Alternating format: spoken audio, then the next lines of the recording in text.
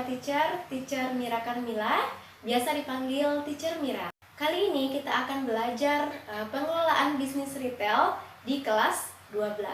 Materi kita yang pertama pada mata pelajaran ini adalah prosedur administrasi bisnis retail. Nah, sebelum kita masuk ke dalam pembahasan materi lebih lanjut, mungkin kalian bertanya-tanya, kenapa sih kita belajar tentang administrasi bisnis retail? Sama-sama kita ketahui kalau bisnis, baik itu bisnis secara umum maupun bisnis retail, itu kan memiliki tujuan utama, yaitu untuk memperoleh laba atau memperoleh keuntungan. Untuk mencapai tujuan tadi, yaitu untuk memperoleh laba ataupun keuntungan maksimal, maka sebuah bisnis harus memiliki pencatatan yang baik, kemudian juga harus memiliki pembukuan yang rapi.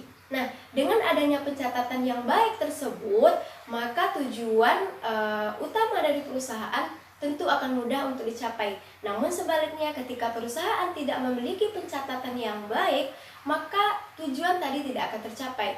Malah nanti perusahaan atau bisnis tersebut akan mengalami kerugian. Pencatatan yang baik ini adalah salah satu kegiatan yang ada di dalam administrasi. Jadi kenapa kita belajar administrasi di dalam bisnis retail? Supaya kalian itu bisa melakukan administrasi yang baik, bisa melakukan pencatatan yang baik agar bisnis retail kalian nanti bisa mencapai tujuan yang telah ditetapkan. Kemudian kita masuk ke dalam materi yang pertama, yaitu pengertian administrasi bisnis retail. Kita mulai dari pengertian administrasi.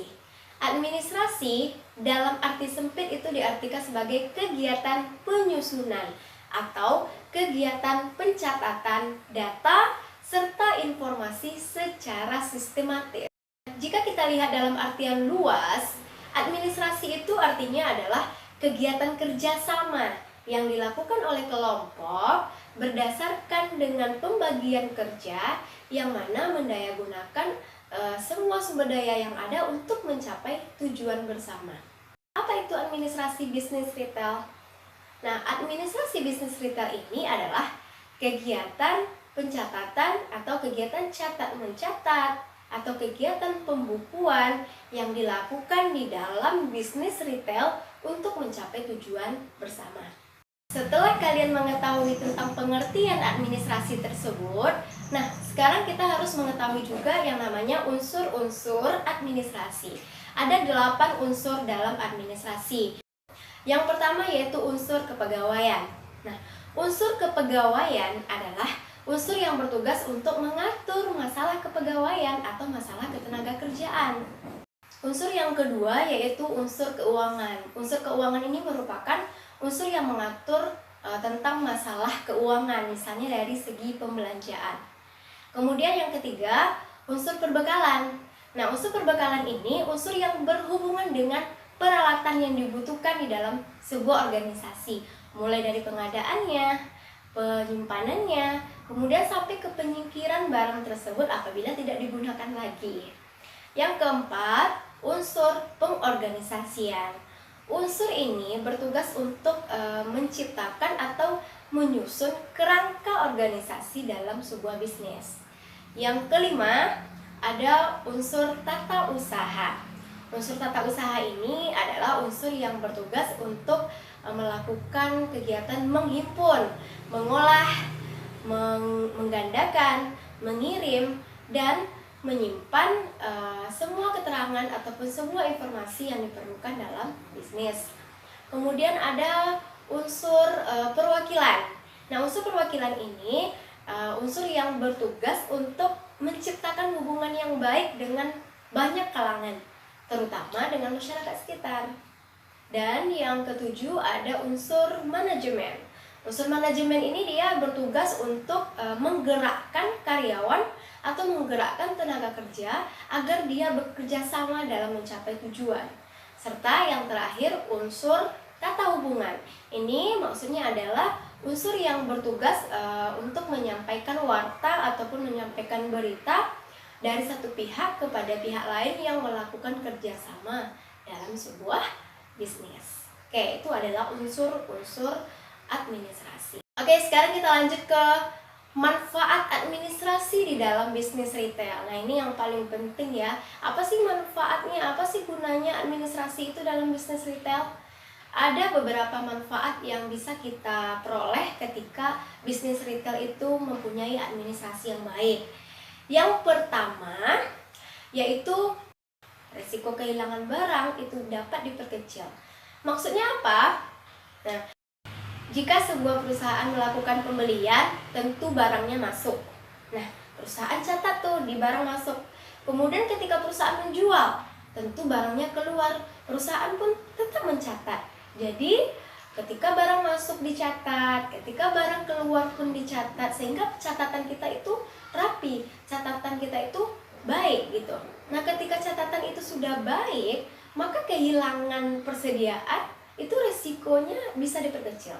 Kemudian manfaat yang keduanya yaitu perusahaan dapat dengan mudah menghubungi kembali pihak lain. Nah, kenapa? Ketika administrasi di dalam bisnis itu baik, pencatatannya baik, data-data tersebut disimpan dengan baik, maka ketika perusahaan ingin menghubungi pihak lain, misalnya menghubungi supplier, misalnya dia tinggal lihat data-data yang ada aja, sehingga mudah dalam melakukan komunikasi. Kemudian manfaat yang ketiga, pemilik perusahaan bisa melihat dan mengikuti perkembangan usahanya. Maksudnya apa? Ketika sebuah bisnis itu dicatat, pencatatannya baik, administrasinya baik, nah si pemilik itu bisa melihat perkembangan usahanya dari waktu ke waktu. Kita contohkan, di bulan lalu penjualan kita sekian. Nah, ternyata di bulan berikutnya penjualannya meningkat.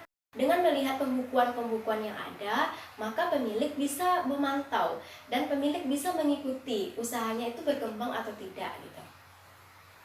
Kemudian yang terakhir, manfaatnya adalah akan memudahkan perusahaan dalam melakukan pelayanan purna jual kepada konsumen.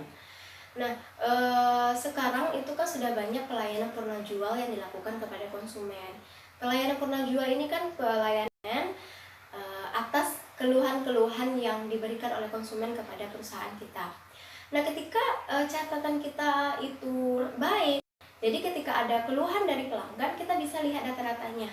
Loh, kenapa pelanggan ini mengeluhkan? Pada saat itu kita menjual barang X kepada si pelanggan. Nah, ternyata pelanggan melakukan protes, barangnya tidak sesuai pesanan. Nah, kita lihat di data kita. Jadi kalau datanya ada, kita bisa mudah dalam menanggapi keluhan yang datang dari konsumen tersebut. Materi terakhir yaitu tentang kegiatan administrasi. Nah, administrasi itu kegiatannya apa-apa saja sih? Nah, yang pertama itu mulai dari kegiatan menghimpun. Menghimpun itu artinya mengumpulkan berbagai keterangan yang awalnya berserakan sehingga nanti bisa berguna. Kegiatan administrasi yang kedua yaitu mencatat. Mencatat itu artinya membukukan berbagai transaksi. Kemudian kegiatan yang ketiga yaitu mengolah. Mengolah itu artinya menggandakan, menyalin, dan membuat informasi itu menjadi lebih baru. Kemudian kegiatan yang keempat, menggandakan. Menggandakan di sini maksudnya adalah memperbanyak suatu data dengan cara ataupun alat tertentu. Dan kegiatan berikutnya adalah mengirim. Mengirim itu adalah menyampaikan sebuah informasi dari satu pihak ke pihak lain. Dan yang terakhir adalah menaruh. Menaruh itu artinya kita meletakkan sesuatu di tempat tertentu. Nah, demikianlah materi kita pada video kali ini. Bertemu lagi di video berikutnya. Terima kasih atas perhatiannya dan mohon maaf apabila ada kesalahan. Assalamualaikum warahmatullahi wabarakatuh. Bye.